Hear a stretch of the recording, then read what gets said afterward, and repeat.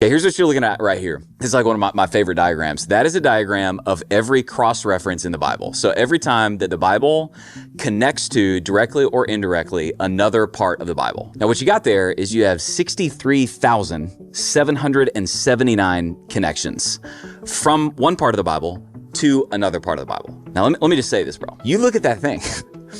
If one person did that, if somebody wrote a book that did that, everyone in the world would say, masterpiece. Like, greatest author that ever lived. Nobody's ever done this before. But that book was not written by one guy. That book was written down by 40 different men over 1,500 years across 3 continents, Europe, Asia, and Africa, in 3 different languages, Greek, Hebrew, and Aramaic. It has one united story. It has 0 contradictions.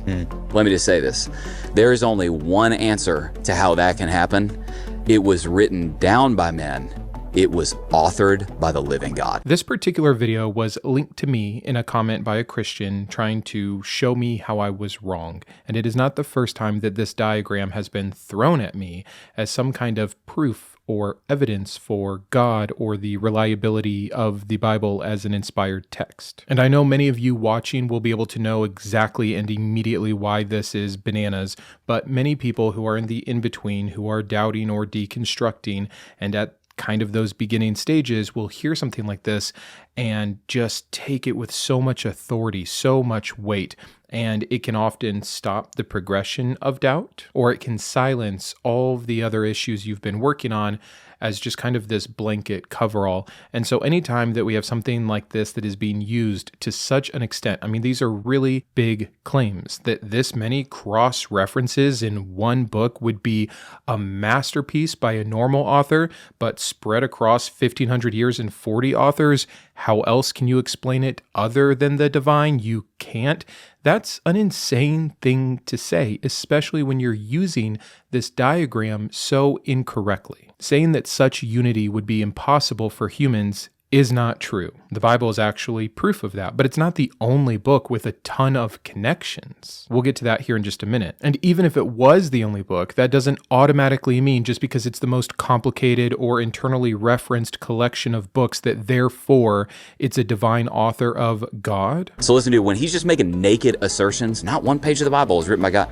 You're just making a naked assertion with no evidence. And that if you're a critic who rejects that, you're just making a naked assertion. It's quite the opposite. So again, let's get into it. This diagram is real, but like many things that are real that Christians try to use, the arguments that they attach or associate with it are not real or are not correct. It's visualizing some 63 or 64,000 internal connections or cross-references between verses. But let me give you some important clarifications. A cross-reference in this diagram simply means that one verse refers to another verse. Many of those cross-references are direct quotations, the New Testament purposely quoting the Old Testament. Additionally, many of those cross-references that are not direct quotations fall under a category of a shared theme or a shared phrase, or even an editorial link made by scholars or added by translators. Like, this is quite insane grasping that we would expect to get a lot of cross-references of when you open the gate to the definition of these being cross-references. So a few examples. In Matthew 1, the genealogy is being quoted or put together based off structures from within the earlier parts of the Hebrew Bible. The book of Hebrews, an anonymous author, by the way,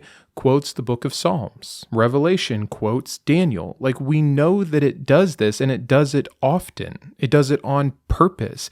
It's trying to add validity. So saying, hey, look at this thing that we clearly can see was done on purpose to make it look more valid, now it's more valid? No, those two things are not instantly connected. Authors deliberately quoting earlier texts that they already knew and had in their possession, that we already knew that they knew and had in their possession.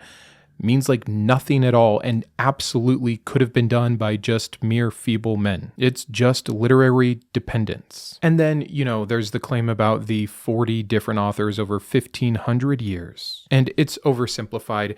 It doesn't matter as much in terms of making this kind of argument incorrect, but still, just to be more clear than this Christian man of God was willing to be, here's the scholarly consensus. Many books in the Bible are anonymous. Several books are obviously composites of multiple sources, and some books were edited centuries later. An example for you, the Pentateuch, the first 5 books of the Bible, the Torah, is traditionally given authorship to Moses, but modern scholarship has the 4 JEDP traditions of authorship. For Isaiah, scholars widely acknowledge 3 different authors. Daniel's written sometime probably around 165 BCE, much later than originally thought, but it's set in the 6th century BCE. The Gospels themselves are written 40 to 70 years after the death of Jesus, best that we can tell, and they clearly copy from each other. There's just no doubt about that. How many of the connections alone are just the synoptic Gospels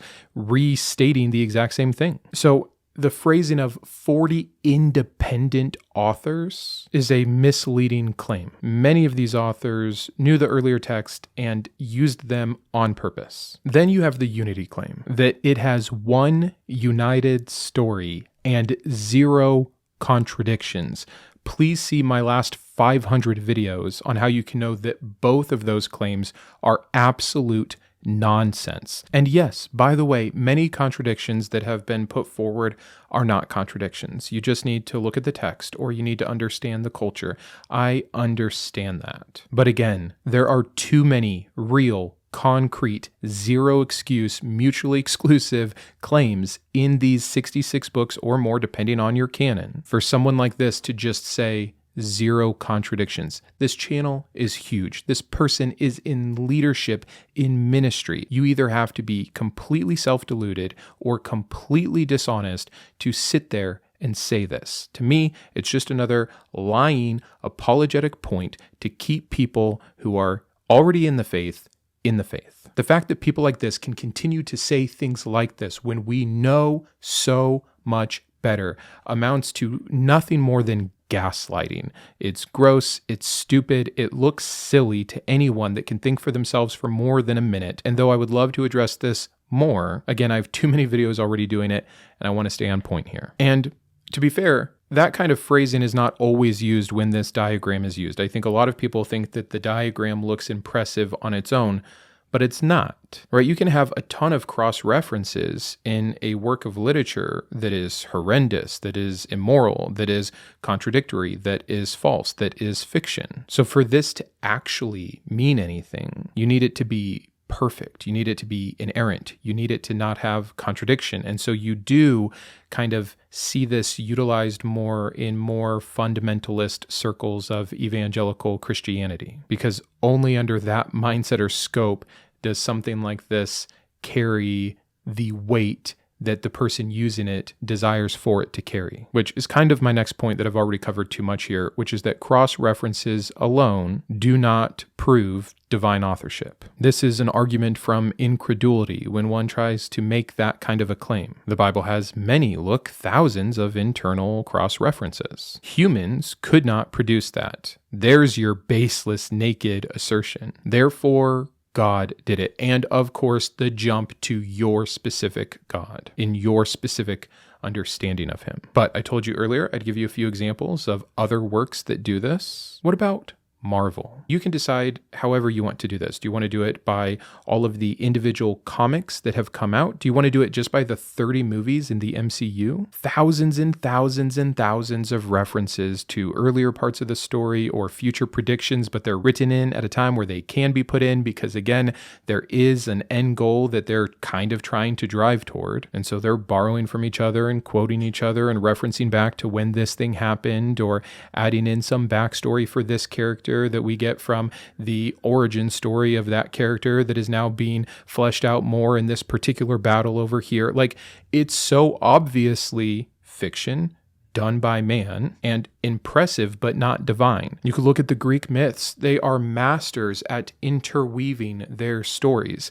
If you followed me on Sharing Fire, I've covered a lot of Greek myths, and every time I get so frustrated because I start to go down some sidetrack about, oh, we were talking about Narcissus, but this actually connects to Echo, and isn't that cool because Echo shows up here because of this curse that happened from this god, but this god was only doing that because, and you can just make the most intricate web, but it doesn't make it true. And no Christian out there believes that all the Greek myths are from divine origin and are perfect with no issues or contradictions, or even one unified message. We know they're not, and Christians have no problem accepting that. I've talked about it on the other channel. For instance, you have Theogony, the Greek work, where we get a lot of the original Greek myths. And then you have Ovid's Metamorphosis, where you get kind of a retelling or expanding upon from a Roman poet. And there's a ton of cross connections there, but there's a lot of contradictions there too. And we see that exact same thing in the Bible in the same precise way. The inconsistency of Christians to label things in their reality the same never ceases to amaze me. You can do this with the works of Shakespeare as well, and I'll admit it's mind-blowing because there, unlike the Greek myths and unlike the Marvel universe, you supposedly do have one author, so it's more impressive, but no one thinks that Shakespeare was God. Some people have doubted that someone of his upbringing and area and time could have done this all at once. Sure, conspiracy myth. Was there two? Was there three? Was it someone better educated? It doesn't matter because the claim isn't it's God. No matter what option you choose for the Shakespeare replacement, it's still human and it's still just as impressive or unimpressive as the Bible. You could do it with all of the books of Harry Potter. Like when you have a collection of somehow tied together books, stories, claims, whatever it is, whether it was all done by one author like Harry Potter or Shakespeare, or whether we know that it was done over a long period of time from multiple authors like Marvel and or the Greek myths, it's just proof that the claims made about the Bible and these cross-references do not hold up. But moving on to our next point here, just how backwards this argument is. The very thing that he is relying on, these cross-references and the mass amount of them to prove divine authorship, is actually exactly what we would expect to see in some human amalgamation. When later authors inherit sacred writings and add on to them, they do three very consistent things that we see in other religious texts that Christians would say are not the words of God. They quote the earlier texts, which also includes reinterpreting the earlier texts, and then they correct or reshape those ideas to fit their current place. This is still going on within Christianity, just not at a canon level, but give it time. I guarantee you if Christianity survives long enough, the 66 Protestant books will be different at some point. They already are in terms of what Christians actually read or care about. I mean, a ton of these cross-references do come from trying to force fit prophecy to happen. I mean, read Matthew. It's all across so many times where the author says, this thing happened to fulfill what was said in X Old Testament book. One example I'll give you is in Matthew 2:15. It says just that, and then quotes, out of Egypt I called my son, which is a reference, one of those brilliant cross-references, back to Hosea 11:1. The problem is, that's not a messianic prophecy like Christians try to make it. It is a purposeful cross-reference that the author of Matthew is doing to bring legitimacy to the person of Jesus as the fulfillment of prophecy, but we know that that's referring to Israel leaving Egypt during the Exodus. So not only is that a forced connection that one should not get credit for because of the agenda, but it's incorrect. And it's also a contradiction because these gospel authors are trying to fulfill so much prophecy that they have Jesus coming out of everywhere. It's just one example of multiple failings, but it's common, reapplying an old text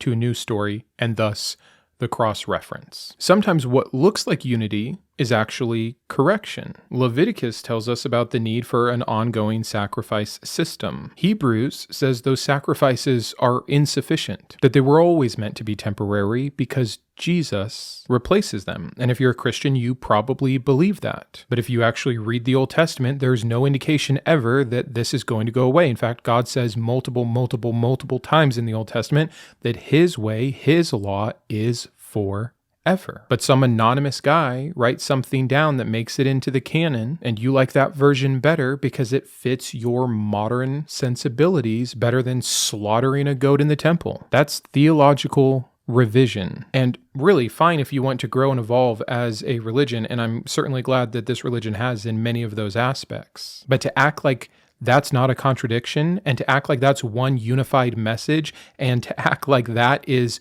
proof of divine authorship is beyond silly. So those are just a couple examples. We could do this endlessly almost. And again, I know I already gave some examples, but I just can't tell you enough how much we would expect this. Anytime a community is preserving text over a long course of time, they are also continually reshaping those texts over time. And to do that means you're going to reference the earlier ones. We see it with mythology. We see it with philosophy. We see it with religion. We see it with law. We see it with medicine. Again, the only thing that makes this unique, and it's not entirely unique, but the unique aspect to it is just how big it is. 800,000 words at the Protestant canon. And I'm confident, again, I haven't done it, so take this with a grain of salt if you want, but I'm confident that if you take any other large work, and if you use the same incredibly loose and vague terminology for what constitutes a cross-reference, I bet you get something equal to or greater than what we see with this diagram. Direct quotations, repeated phrases, callbacks to earlier events, thematic links, and narrative references. Like, how could you not? The criteria is just so silly for trying to make this kind of point. It's interesting if you leave it for the data, but trying to make the arguments that have been made off of that data is where the whole house of cards collapses. If I had to leave you with like 7 main takeaways in case you run into this kind of an argument or this exact argument about the diagram in general. 1, cross-referencing is very normal and very expected as a literary practice. 2, a vast majority of those connections are internal quotations. 3, the loose criteria that we have covered, like counting thematic and editorial links, is highly suspect in general. 4, going back to point 1, we know for a fact that many of the writers who created so many of these cross-references had the earlier text. Maybe I haven't made that explicitly clear. It would be something phenomenal if truly people who had never met and who had never seen each other's work wrote anything with this many references. It still wouldn't automatically equal Yahweh, but it would be way more impressive than what this is. It is not impressive when the New Testament writers, for the most part, have almost the entirety of the Old Testament canon as we have it today available to them. 5, the Bible absolutely shows theological evolution. I've done videos on that for everything from what is salvation to what is the role of Satan to how did the people who wrote the Bible conceive of hell. Like, there's a true theological development that we see happening. And with that, disagreement, not a unified story, not without contradiction. 6, the whole thing is 100% an argument from incredulity. The reasoning essentially being, hey, look at this big book, which is actually a collection of books. Doesn't this seem too complex for humans to have done? Therefore, God, and my God in particular, and my truth, and my version of theology, and my version of doctrine. But complexity alone does not establish divine causation unless all natural phenomena are ruled out, which they are not. And last, we can know better. We have the evidence. We see the proof of other literary traditions that produce the same kind of web of connection that no Christian will grant divine authorship for. So that's it. I'm happy to put this one to rest. I'm sure other people have covered this diagram. It's been out and being used for a long time. But when I see it pop up with this kind of fervor under this many views from such prominent channels, seemingly unchallenged and just spouting out additional nonsensical assertions beside it, I felt compelled to say something. So that's it for today. I'll see you Thursday with another comment deep dive. Be sure to check out Sharing Fire if you have not been. And until then, keep thinking. I want to specially call out Gnarlywill, someone who has made the biggest pledge that you can, that I have unfortunately left off of this list for too long now. But also, of course, those who have been supporting for a long time, and Boris, Chris, Grant, GVI, Jimmy, Joe, Kitboga, Matthew, Perry, and Shawn. Then our Humanist heroes, Chris, Craig, James, Jarrod, Christy. Our atheist advocates, Aquitar, Caleb, Dakota, Dan, Drew, Jeff, Jeffrey, Jeremy, Jugs, Julie, Malcolm, Paul, Sparky, and Thomas. As well as all of my secular scholar patrons.